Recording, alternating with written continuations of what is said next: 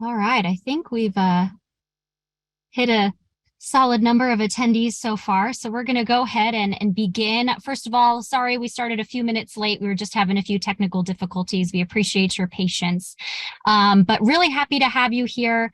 My name is Rachel Adelman. I am an admissions counselor here at St. Louis University. I'm joined today by Dr. Eva Gonzalez, director of our pre-health studies and associate professor of biology. And we also have Joe Talerico, a first-year medical student and a former SLU medical scholar. They are here to share with you information about our medical scholars program and to answer your questions. We also have some admission staff who are going to be in the background assisting with answering your questions and making sure everything runs smoothly. Before we get started, I've got a few logistics just to go over. Since this is a webinar, you'll notice that everyone's camera and video and sound is off. You're only able to see us as presenters. You'll also only be able to communicate with us via the chat and the question and answer section. We ask that you send all questions you have in the Q&A rather than in the chat, because the chat is where we're going to be posting some useful links, as we mentioned throughout the webinar. So please, for any questions, utilize the Q&A section.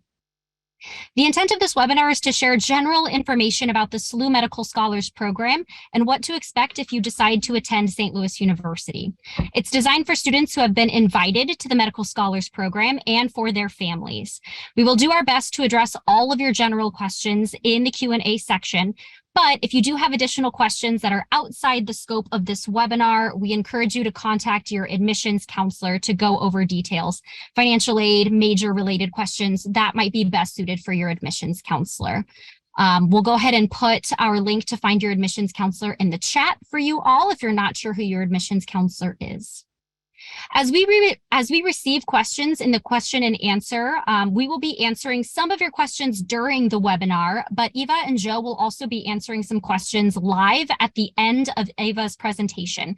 So we might be saving your question for the Q&A live session if we don't answer it immediately. All right, I think that's everything for me. Now I'm going to go ahead and turn it over to our presenters for the night. Eva and Joe, feel free to take it away. All right, wonderful. Thank you, Rachel, for your introduction, and welcome everyone. My name is Eva Gonzalez, and as Rachel said, I'm a professor in the biology department, and I am also a director of the pre-health and pre-law program and mentor to the medical scholar program. So now let Joey introduce himself. Hello, everyone. My name is Joe Talerico. I am a first-year medical student. We are halfway through this year. It's kind of amazing. Like it was mentioned, I am a former medical scholar here at SLU. So I went to undergrad here for 4 years, graduated, and now I'm still here. Absolutely amazing school. Absolutely love everything. All right, wonderful. So now I hopefully can share the screen. Let me see, I have some slides. Let's see. Okay. So hopefully everyone can see my slides. I have prepared a few slides that I'll go through, and my intent is to go over what the academic life would be for medical scholars, what the curriculum is, and then also talk a little bit about the extracurricular requirements, expectations, and experiences, and also our kind of a philosophy, how we approach working with medical scholars and how we guide them through the whole process of preparation for med school and then throughout the admission process. So I'll be talking about things from my sort of a point of view as a director and professor, but hopefully Joey will jump in and kind of expand that view as a student. So if you do decide to come to SLU to join Medical Scholar Group, let me first describe what that is. It is an early conditional program that allows students to be accepted to med school at the end of their sophomore year. So that's about a year before all the other students even start applying. And the word conditional means that you can get accepted, but the expectations are that students will still meet the minimum expectations academically. Nothing else. There are no other expectations other than academic and MCAT. So what are these expectations? In general, you need to complete the required coursework. And the coursework for the program is designed so it aligns exactly with the general medical school expectations. So whatever we require you to take is really what the medical schools require, any medical schools, not just SLU. While you're doing that, students will be expected to meet a 3.7 minimum GPA overall, and also in math and science. At the end of their sophomore year, then they will be invited to an interview that is guaranteed to everyone who meets that GPA, although the admission may not be guaranteed. That is the sort of a result of that interview and the overall application. Once students get accepted to program, their expectation is also a preparation for MCAT, which we also provide. We have a free workshop that's taught by medical students, and they need to earn at least 505, which is a kind of a 70 percentile of the students who take MCAT. So it's a low bar, but you do need to study for that. Every year, students have to take at least 14 credits each semester. And during the first 2 years, the total is 30 credits. And then as a junior and senior, you'll be taking 28 credits, which is standard for all the students. And students are also expected to complete their major in 4 years. So that's kind of an overall. So what does the freshman year look like? If you come to SLU, you will go through a process called SLU 101, which is a summer orientation sometime in June. It's a couple of days where you will visit SLU, you figure out where you live, you figure out what your coursework is. And once we know that you are here and you decide you made a commitment to SLU, we'll start working with you over the summer. We organize optional summer meetings over Zoom, so you can really get to know each other right away. You don't have to wait till you come to campus. And we also expect you to start reading a book that is on this slide called Bellevue, which is basically a history of medicine and education and so on, other issues, societal issues related to medicine in the United States, but it's based on a case study of an oldest hospital in the United States, Bellevue in New York. When you come here in the fall, you will be required to take Gen Bio, Gen Chem, and then a class that's 1 credit class called Cura Personalis 1. That class is a part of your core requirement. It's kind of a transition from high school to college, but we customized it for medical scholars. So it is going to be a special class where all the medical scholars will meet. And that's going to be a really great ground for us to get to know each other very well, because we meet every week. And it is a sort of a good space where we can exchange ideas, get to know each other, and start building a community. And then you'll be taking some other classes that are related to your major, or if you have a minor, and so on. So in sophomore year, you'll take organic chemistry, biochemistry, cell bio. All these classes are the ones that I talked about at the beginning. They're required courses by med schools, and our SLU med schools also from all students, whether they're scholars or not. And then you'll take some other classes related to your major and minor. And then you'll take another credit class, 0 credit class that meets once a week. It's really not a class, but it has a number. It is the admission process to medical school. So we'll start working in the fall, meet once a week, and work every week on something else, like a personal statement, then workshop on an interview, and then how you put together an application. And then we have a panel with your peers from upper level classes who went through it, and so on. It takes about a half a semester. And then the second half of the semester, you'll be interviewed by a committee that will write a letter of your preparedness to medical school. So that's part of that fall semester. And also by the end of sophomore year, you have to conclude 1 English class, English 1900, and you got to take a math class on the calculus level. You can bring AP credit for calculus and for the English 1900 with you. So what does that committee process look like? It is a basically evaluation of your preparedness, where we comment on your academic competence, on your extracurriculars, healthcare experiences, and so on. And it's composed of your application, personal statement, and 2 interviews, one with our committee, and then one with someone from med school. And then Joey can talk about it a little bit later, because I didn't go through that interview. He was the one who went through these interviews, so he can tell you what that experience is like. And then by the end of sophomore year, you will know whether you got accepted to med school. And if you were, then all you have to do is to complete your major. And that is basically taking physics and finishing your required or elective coursework while maintaining your GPA. There's just a few things that you need to be mindful as a scholar, that all your courses have to be taken for letter grade. You can't take genetics for pass-fail, for instance. It's got to be for a letter grade.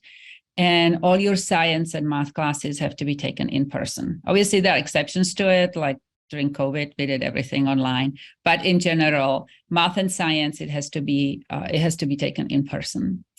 And it has to be taken at SLU. While the coursework in humanities and social sciences can be taken online up to 20 credit hours, and you can also take it elsewhere. You can take it during summer or winter session and so on. There are some restrictions, such as you cannot withdraw a class. Let's say you take a class and after a month you realize, ooh, I'm not doing well, I'm going to drop it. Scholars are not allowed to do that. Once you sign up for classes, you have to finish them. And you have to finish them by the end of the semester. This capital I, it stands for incomplete. You can't have incomplete grades. Of course, there are exceptions when someone gets seriously ill or injured or something like that. So in extreme cases, we can work with you. But I'm talking about the general situation. I think I'm going to move on. So there are summers then. What can you do during the summers? And I always tell students the first summer or first 2 summers are really important to you as medical scholars. And I don't recommend that you take classes. But some students want to anyway. They want to start early, or they want to take some classes in summer because they can't take them during the regular academic year. So I just want to bring to your attention that you can only take humanities and social sciences. And that also applies to that first summer before you come to SLU. Once you are sign up in June, you are a SLU student, and so you got to follow that. So if you want to take a class, you could do that in summer. But I tell students summers are for other things than going to school. I always tell them do something that's out of your ordinary, like maybe find some interesting work, community service, learn about the healthcare system and gain healthcare related experiences, explore your interests, etc.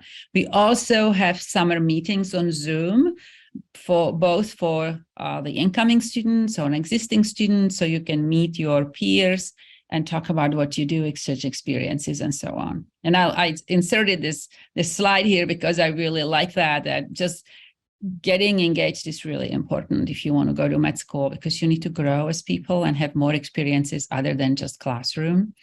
And it's not a checklist. It's really a personal journey. And so accumulating experiences and reflecting on them, that's what we're going to be doing in our seminars together. And I included this Einstein's quote here, that not everything that counts can be counted, and not everything that can be counted counts. So that refers to that checklist. And we'll explore that philosophy and those ideas when you come here.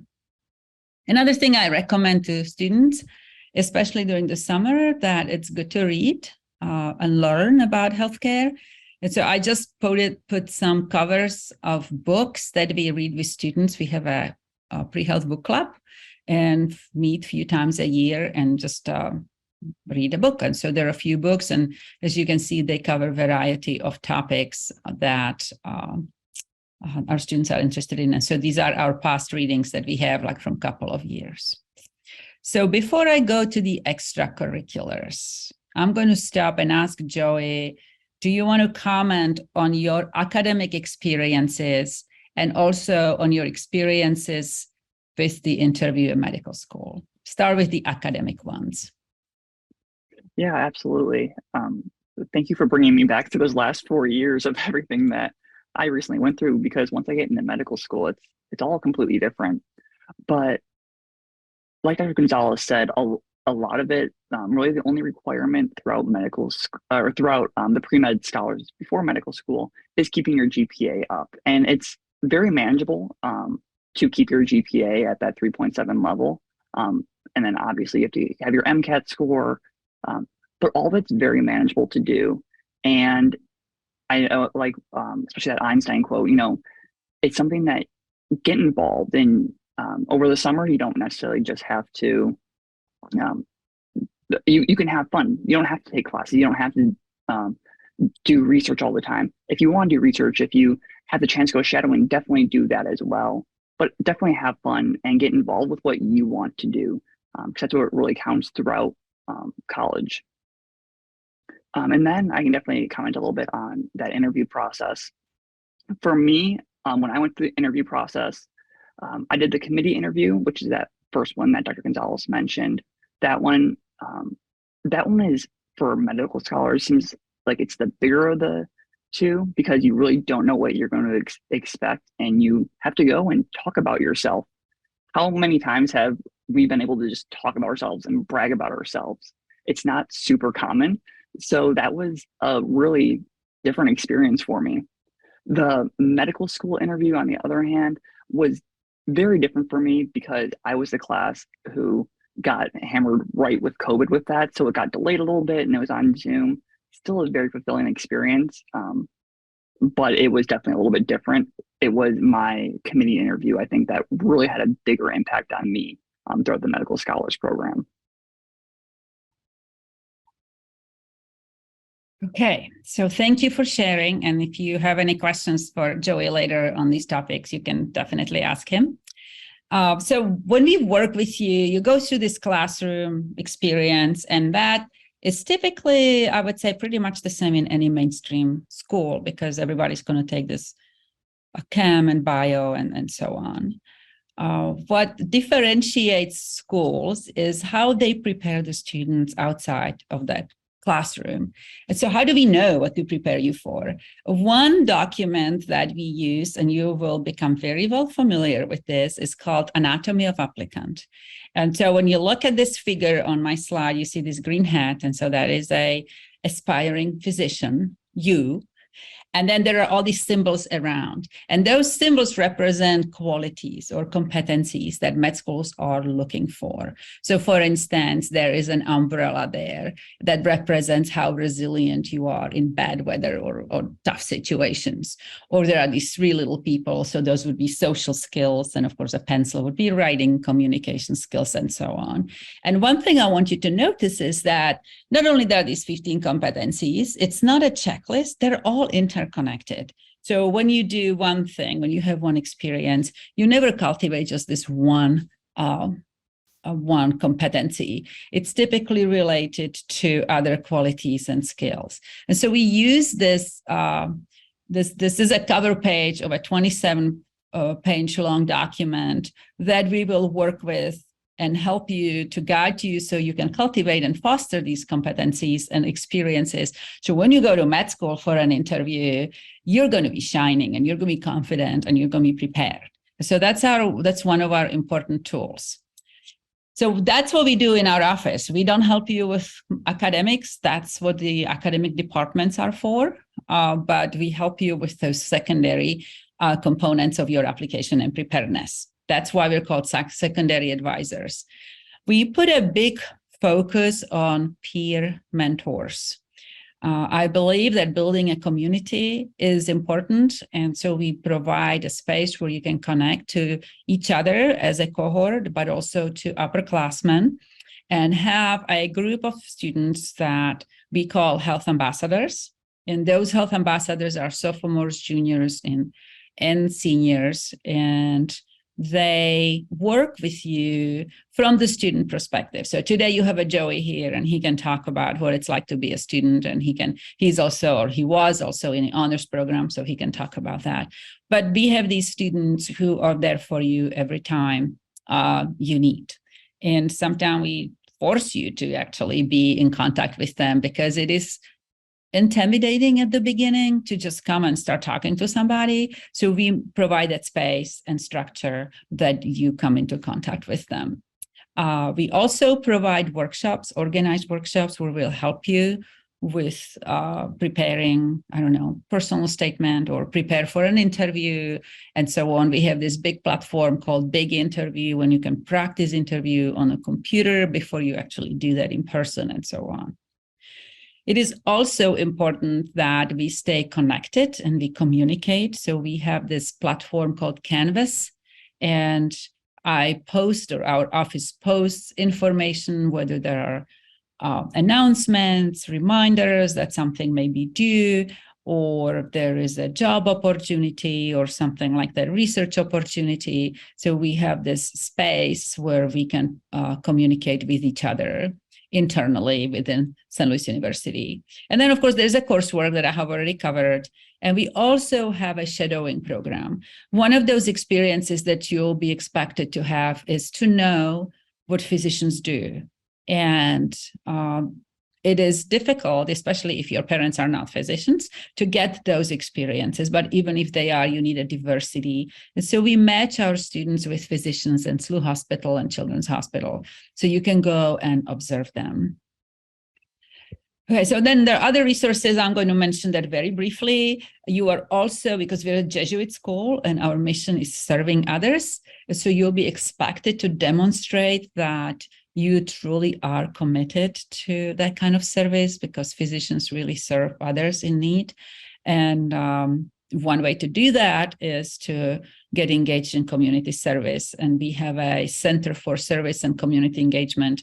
And if you go to SLU website and find that center, you can click on it because it's accessible to people outside of our university. You'll see that there are so many categories. If you are interested in working with elderly or disabled or homeless, and then there is a list of organizations that provide that service, and you can get in touch with them depending what you are interested in or what you care about. We also have a career center that helps us to prepare students on their professional level. The academic support is for students if they need some help, which we don't run from our office, but we make sure that you know how to find them. And then there are student organizations other than the pre-health ambassadors that are connected to our office. AED and MAPS are pre-med organizations. Pre-health book club, I already mentioned that we get together and read books and talk about them. And so you can have student organizations based on your personal interest, or you can start one. Every year there is one or two clubs that our medical scholars start because they think that something is important and we don't have that. So I think what I want to say, though, that our philosophy of our office and everyone in our office, there are 5 of us full-time, is to make sure that students work together.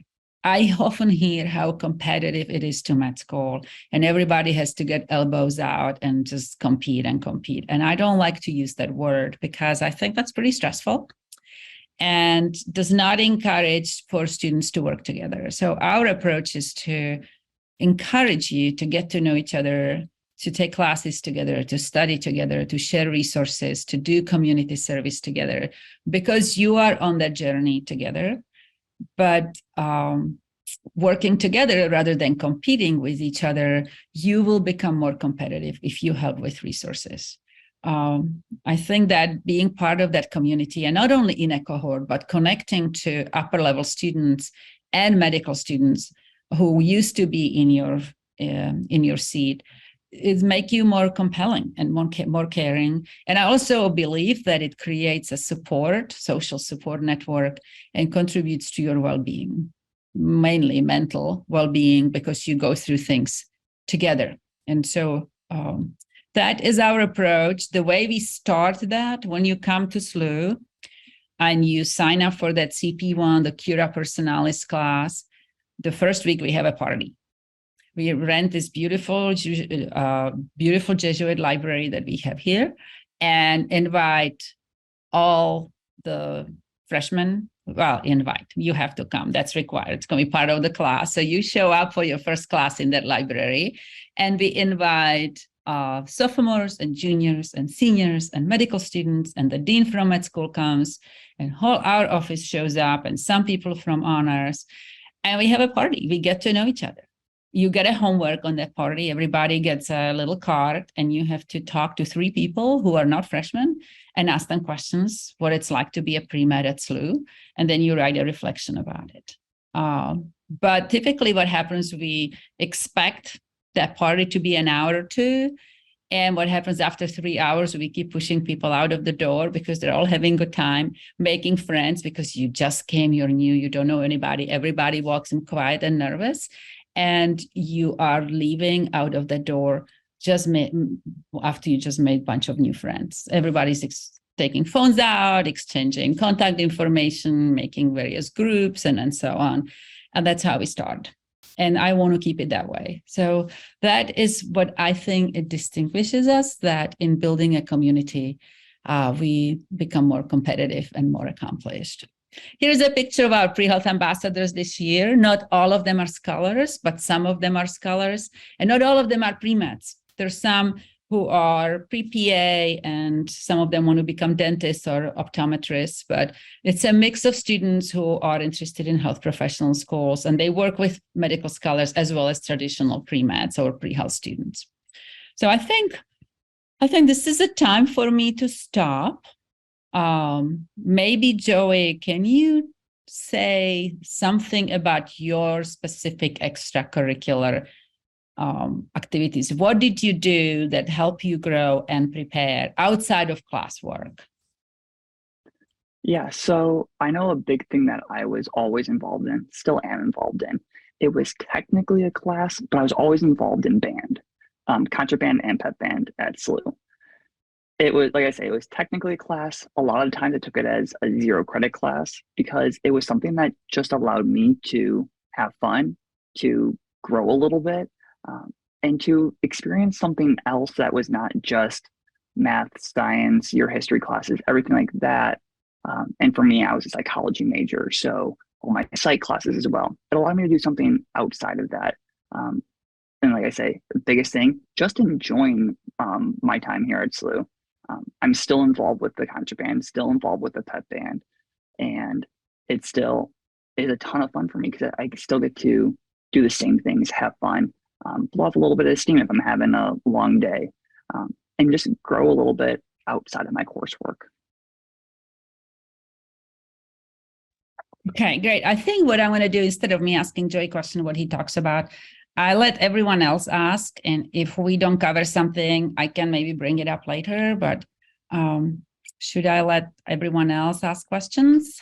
Yeah, no, that works. Actually, Right. Joey, on that same topic that you were already speaking to about commitments and such, the first question that I have that somebody asked, and I think a lot of folks are wondering, is we have some students who got into the honors program, other students who are looking at learning communities. Can you speak a little to how you balanced all of your involvements with medical scholars? Yeah, so on top of being a medical scholar here at SLU, I was also in the honors program. Medical scholars in itself is not a huge time commitment because it's really about keeping your grades up, a few other things. But what that really is, it's to help you get into medical school. It's to help you be a more competitive applicant. So on top of that, being in the honors program, that's where a few extra classes were, some of the harder classes were. I just had to make sure I kept doing well, which I already had to do because I wanted to go to medical school. It's already tough to get into medical school anywhere you go. But I definitely think it was very manageable. I still had plenty of time that I wanted to do everything I wanted to do throughout my 4 years at undergrad at SLU, being in the honors program and being in the medical scholars program. Even as a medical student, I still talk to people in the honors program office. I talk to people in the pre-health office, like Dr. Gonzalez. And so you really build those long-term friendships with all of the people as well. That's great. Thank you so much. Another question we've gotten from a few folks that I just want to address right now is this webinar is being recorded. So we are going to post this on our YouTube channel, our SLU Admissions YouTube. Most likely either at the end of this week or early next week is when it's going to be posted. So don't worry, you'll have access to this presentation at a later date as well. Eva, we're getting asked some questions about AP credits, IB credits. Can you speak a little to how those may or may not come in for the Medical Scholars Program? Yes, but I have a technical question. I'm going to stop sharing, okay? Is that okay? Okay.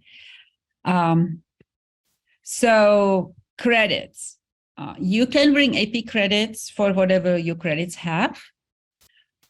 But for the most part, they will either cover requirements in your humanities and social sciences, but not in math and sciences, with two exceptions. Your math up to a Calc 1 will count, or statistics. So medical scholars are required to take Calculus 1 by the end of their sophomore year. If you already have a credit from high school, that will satisfy that requirement. You will have to take another math class, but that will satisfy that requirement. You will also be required to take English 1900 that can be covered by the AP credit. So those two medical scholar requirements can be covered by AP credits. Everything else, if you have, is going to be either elective or some other requirements, but not medical scholar requirements. Everyone has to take biology 1 and biology 2. Everyone has to take chemistry 1 and chemistry 2, regardless what kind of credits or preparations you have. If you already have something, good for you. That will be a really good preparation to make the transition, and it might make it easier for you. But it is a different experience taking biology and chemistry in college than AP credit, and you will be grateful for taking it again. But medical school requires that all medical scholars take that to bring everyone on the same level and to ensure that they have a good foundation before they hit the upper level classes like biochemistry that is in sophomore year, or cell biology and organic, etc. And that's true really for all the other classes. If there is like 1818 or anything else, they basically, once they come here, if it's biology or chemistry, if it's a science or math, and science, they'll have to retake that. Great, thank you. Another question that we received is, do all medical scholar students attend classes together? Are they dispersed among different courses? How can you kind of explain how the classes work for med scholar students? Absolutely, that's a very good question. So the only time where medical scholars take classes together is that fall in the first year, the CP1, when you see each other every week, once a week, on Monday afternoon. And sometime we meet as a large group, like the party. We don't split up. We all meet together, and there'll be about 100 of you. Sometime we split up into smaller groups so we can work in teams. And each smaller group, it's going to be about 18 students or so, will then do something that requires smaller setting, like discussion sections. It's really hard to have a discussion when you have 100 people. So some weeks we separate, other even small, but sometimes we do activities like in the museum to practice active listening and observational skills and things like that. So we may go to groups of 10. But other times when, let's say, I talk about what are the requirements, well, I just want to do that once in a large group because it's just a lecture that we can do all at once. So it's kind of a split or get together. But that's the only class in freshman year that you will have as medical scholars. And then in sophomore year, when you apply for the committee and application in med school, it's only for scholars. Everything else, you're mixed in with everybody else. You sign up for biology, and that's going to be a mix of scholars and mostly traditional students. And many of them will be pre-med, but some of them may not. They may be other majors, or they may be interested in research and so on. Same for chemistry. And then you may want to take biology at 8 o'clock because you like to get up in the morning and do it the first thing. Other people can't get up till 10, so they will take later classes.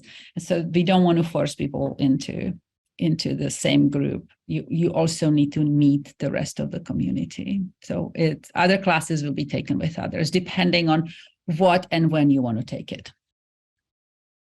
Great. Thank you. Yeah, I've got to meet other students outside of Med Scholars too, which is Absolutely. great. Joey, this question is for you, and it's kind of a two-part question. We had one student ask, what was the most challenging part about being a medical scholar? And on that challenge, I think a lot of students are nervous about the GPA requirements. Can you speak to how you navigated that, any support you received on coursework and that GPA? Yeah, so I'll start with the GPA part of things. I know everyone who is coming to SLU, I know everyone who's going to be a med scholar, you are all extremely smart. So you will all be able to hold that GPA. A 3.7 GPA, for the most part, are A's. At SLU, we don't have any A minus or A plus type things. So an A, whether it's in 93% or a 99%, is still a 4.0 GPA. As long as you can stay on top of your coursework, as long as you keep being smart and keep being a great student like you already are, it is extremely easy to keep that GPA requirement. It's not to say that there are no challenges or it's super easy, but you can definitely do it. You just have to definitely work towards it. And I would say the hardest part about being a med scholar is partially in that accelerated timeline for applying to med school. Because the interview for medical school is pushed up by a year, you have to get shadowing done. You have to get all of your volunteering done that you want to put on your medical school application. You have to get that done a year earlier.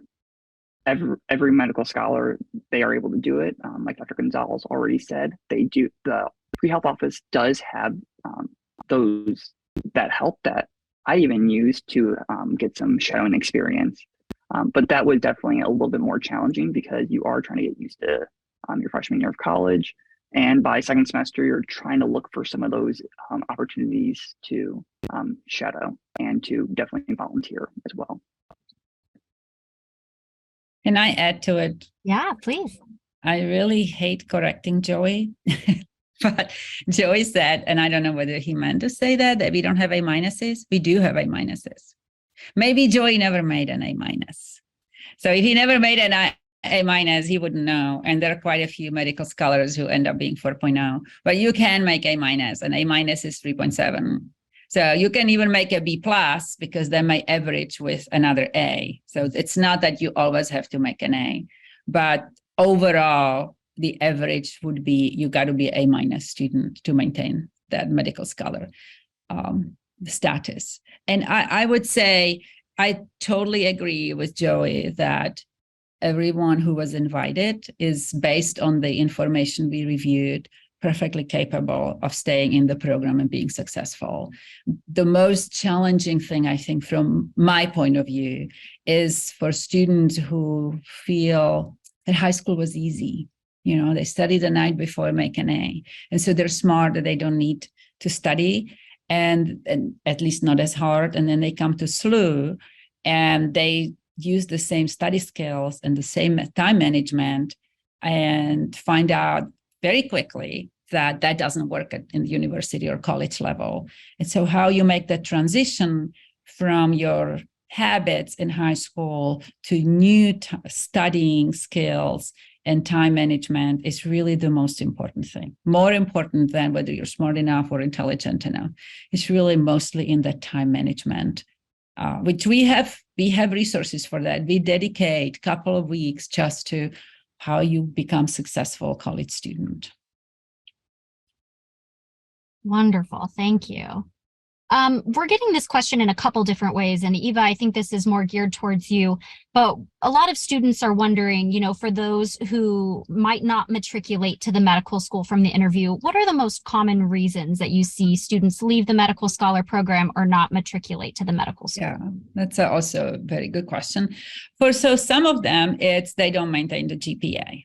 I would say about 40% of the group leaves, and some of those are for GPA, and about 60 to 65% go on to sophomore year. But many of them, after spending a semester of learning what medical school is like, what being a doctor is like, how many exams in life they will have to take. And then they compare it to other options. They start taking healthcare ethics classes or public health or sociology, or they go, oh, I don't want to be a doctor. I want to be a physician assistant. And so they start discerning. One of the focus components of this first semester is vocational discernment.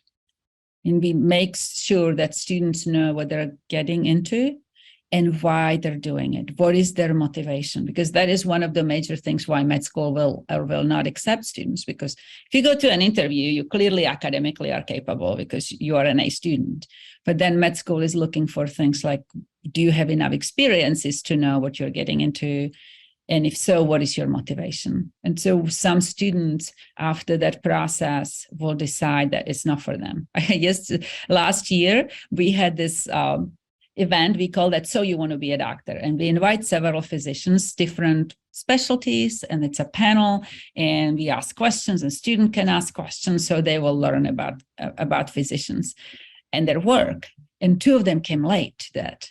And they came like 10 minutes late, rushing in. And I invited them because they're married to each other and they have young children. And it just happened that one of them was a surgeon and he could not leave the hospital because he was in a surgery that took longer than he expected. He was in ER. And his wife had some other commitments and nobody could pick up their kids. And so they had to figure out how to be on time at the panel, take care of the patients and their children, and they caused them to be late. And they tried to explain that. And at the end, two of the students from that group said, you know, I don't want to be a doctor. I don't want to have this kind of life that's so hectic. I'm not committed to it. And so those are reasons why some students leave the program. Great, thank you. We're also getting the question in a number of ways of matriculation. On average, how many students or what's the percentage of students who sit for the interview that go on to the medical school? Yeah, so that's also a very good question. For a long time, it used to be kind of very steady. You know, there would be fluctuation.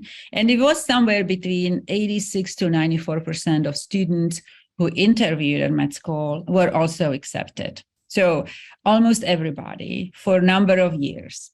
And last year, it was much lower. About 53% of students got invited to matriculate to med school. And so I can only speculate why that was. I think that it has something to do with COVID because they spent most of their time at home, did not have the opportunities to get experiences, whether that was community service or shadowing. You know, they was like, well, we read a book, what it's like to be a doctor, or a shadow online, or I saw a doctor talking about it, but that was just not enough. And the level of maturity and preparedness and the way to articulate why I want to be a doctor just wasn't there. I'm hoping that that was just that 1 year and that this year is going to be different because students are back in their classrooms and have more opportunities to have in-person experiences. That was an outlier. So on average, it's pretty high, but last year was not. In spite of that, that is still way above the national acceptance rates, obviously. But so that's all I can say, and I will have more information like in 6 months or so. We'll take it. Thank you for elaborating on that. This is kind of a two-part question. I'll start with Eva and then Joey. I'd love to hear your insight too. We're getting a question on MCAT preparation. What kind of preparation and assistance does the SLU Medical Scholars offer when preparing to take that MCAT and achieving that minimum score? And then Joey, I'd love to hear your perspective on how you prepared for the MCAT as well. Yes, so here's what we do. We, as I mentioned already, we network a lot with medical students. And so med students who just took MCAT and did well are invited to teach a prep course. And so they do this in the fall semester every Saturday afternoon and Sunday afternoon for 4 hours. They do about 3 hours of practice problems, and then they do one-on-one tutoring and so on. And that is free to our students. You can take it, or if you want to take a Kaplan or some Princeton, some other professional program, obviously that's your choice. But the MCAT prep course at SLU by med students is free. We allow all the students who are juniors or seniors to attend. You can do that twice if you want to. We also provide a MCAT mock test. So when you finish that prep course, you can take a practice MCAT. So we buy MCATs from American Association of American Colleges, of Medical Colleges, and then book a computer lab, and students come and we pretend we don't know you. You got to show your ID and you get a code, and you take 7.5 hours long test. And so you get that feel what it's like rather than doing it from your bedroom or dorm room. So that's the extent of the preparation. And I don't know what Joey did. He can talk about more of his personal preparation. Yeah, so for me, I will say the requirement for the MCAT score was not implemented when I took it. I still reached it, but I didn't have that push to get that one. So it still goes to show that that score is definitely achievable. For me, I use Kaplan review books that they sell. Went through those. It tells you, it kind of does some basic review of all the types of biology. It does chemistry, social sciences, things like that that you need to know for the MCAT exam. I would say my biggest, most helpful part of preparing for the MCAT was that mock exam. There is nothing like going and sitting in front of a computer screen for over 7 hours and take an exam. So trying to do it once and just to experience what it's like, what staring at a computer screen is like, what these questions are like, everything like that. That's what I think really helped me for when I went and took the actual exam. That's great. Thank you so much. Eva, we've been asked about studying abroad at Madrid or studying abroad in general. How does that work with medical scholars? Yeah, so you probably hear my accent. I'm not a native English speaker. So I am very fond of traveling and learning about other cultures and environments. So I always tell students that studying abroad, if that's an option for you or if you have an interest, highly recommend that. I think everybody should experience that, because once you go to med school, it's going to be harder to do. It requires planning early, because every major has different requirements. Let's say there might be a major where you have to take a senior project, and that's only offered in, let's say, first semester of your senior year. Well, if that's the case, that you can't go because of your major, or you probably can't go the first semester of your sophomore year because of medical scholars, because you'll be going through the admission process. So there's some semesters where you won't be able to go. But if you think you want to go, if you even think it's the slightest chance, I would plan for it. If it doesn't work out and you decide not to go, that's okay. But I highly encourage students to go and plan early with your academic advisor and our office, so we can eliminate the times where you cannot go. And then you go, okay, so I have these 3 or 4 other opportunities, and that's where I'll go. Great. Yeah, we highly encourage studying abroad at SLU if you can't tell. So definitely we make it worth it with every major and every program. Joey, this is for you. We're getting questions about internships, research opportunities associated with medical scholars in and out. So can you speak to maybe some of the research or activities, shadowing that you did through the medical scholars program? Yeah, so for research for me, I was a research assistant on a couple different research projects in the psychology department. Like I said, I was a psych major. So I was asked by one of the faculty if I want to join the research team. This was during my first semester of freshman year. This was before a whole lot of research was on my radar to really get into it. But that just kind of goes to show that sometimes you get asked by the faculty, sometimes it goes the other way as well. You have to ask the faculty. I do know many of other people who did ask different professors throughout the university with where they were interested, if they could participate in research on their team. And a lot of the faculty members, they said, absolutely, you can do it. Sometimes they have a full research team and they will not accept your help, but they can also a lot of times point you to somewhere else as well. In terms of shadowing, I started shadowing, I think, the end of my first semester of my freshman year, especially into that summer. That's a huge time frame, a huge open spot that you can do shadowing with. I started out, one of my family members is an optometrist, so he got me in to shadow an ophthalmologist. And that's where all my shadowing started. From there, I went from some of the contacts he had. Also at SLU, because I grew up in the Chicago area, so I'm not near where I grew up when I'm at SLU. At SLU, I was able to contact the pre-health department, and they were able to contact me with plenty of shadowing opportunities at SLU Hospital, at the Children's Hospital that's right next door, and at some other affiliated hospitals around St. Louis, which were extremely easy to get to. Even though I didn't have a car, it was still very easy to get to. And I was able to shadow emergency medicine. I was able to shadow OB, pediatrics. So I was able to shadow a lot of different types of physicians, and all very fulfilling. That's great to hear. That's wonderful. We're also getting questions, Eva, about placement tests. So we have students complete those placement tests for math, for chemistry, for English as they are coming to SLU. Usually, once they submit their deposit through May, they're taking these placement tests. Do they have any bearing on the Medical Scholars Program? Should students be preparing for these placement tests? What are your suggestions?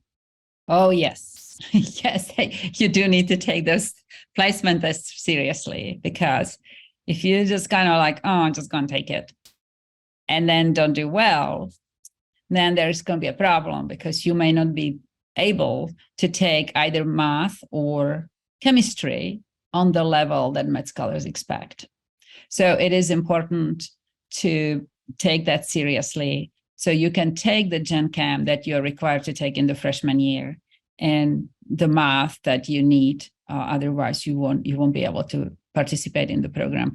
Having said that, I can't recall even one case when students would not place well, we used to do math, so I don't know, chemistry is new. This is going to be the first year. I can't speak for chemistry, but the students, if they know that it matters, then they had to place on the level of pre-calculus to take chemistry. In the past, we used math to put students into chemistry. So now this is different. But yes, I would say you do need to study and prepare for that and take it seriously. Great. Thank you very much. I appreciate that. We have time for probably one more question, and we're getting asked a lot about shadowing and how many hours are expected, along with the expectation of research. So Eva, how accessible are these shadowing opportunities? How accessible are these research and internships that these students can participate in?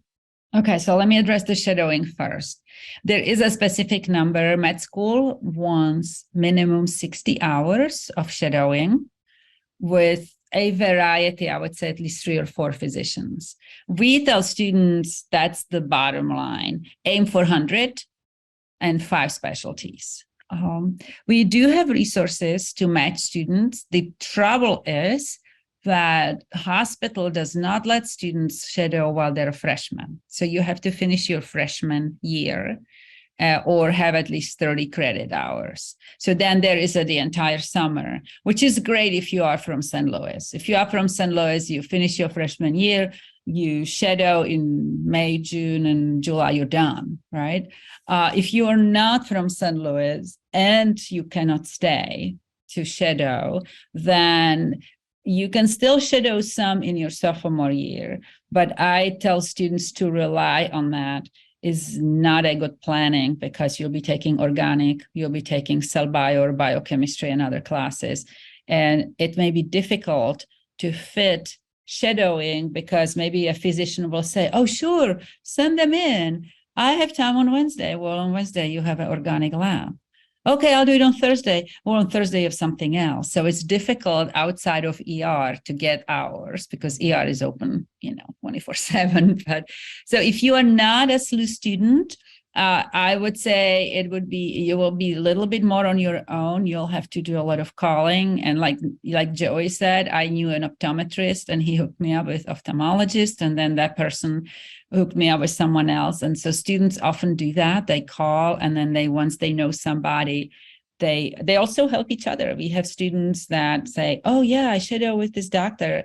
You can go and shadow, and they help each other too. So, or you can just decide, I'm going to stay in summer at St. Louis, and I can do that through our office. But we don't have opportunities outside of St. Louis.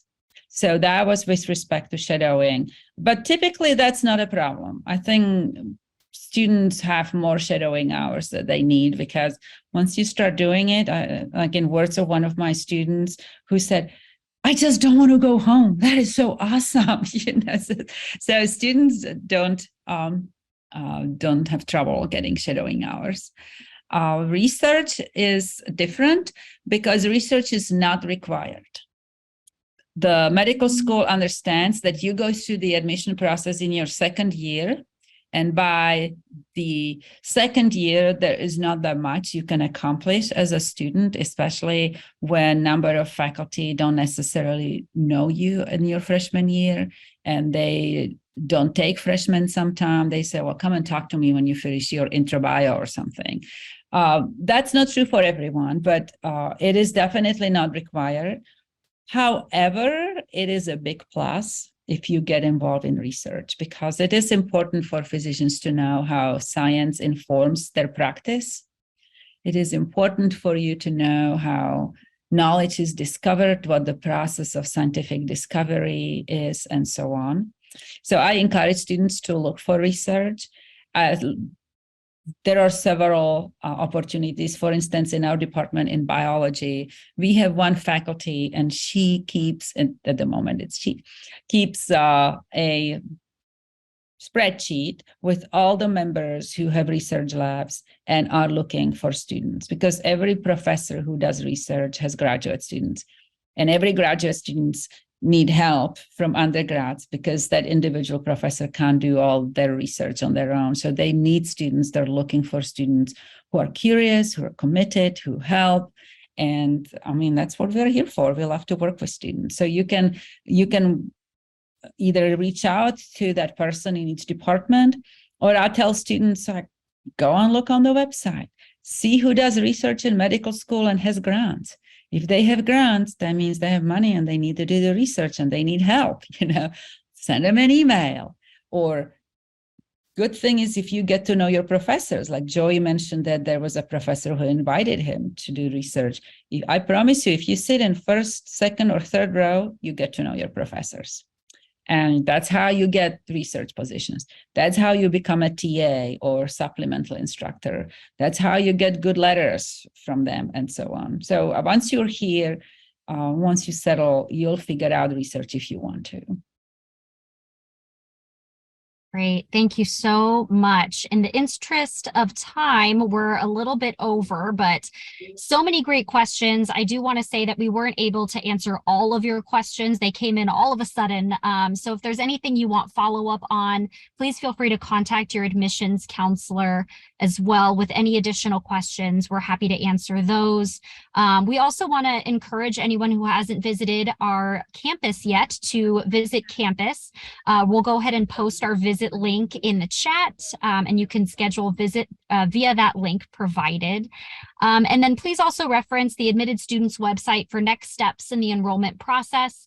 We'll go ahead and post our next steps for our domestic students as well as our international students. So this will have information about including submitting your enrollment deposit, registering for SLU 101, completing housing. The other thing too is if you do decide to attend SLU and you want to be a part of the Medical Scholars Program, you do need to submit that Google form that says you accept your invitation.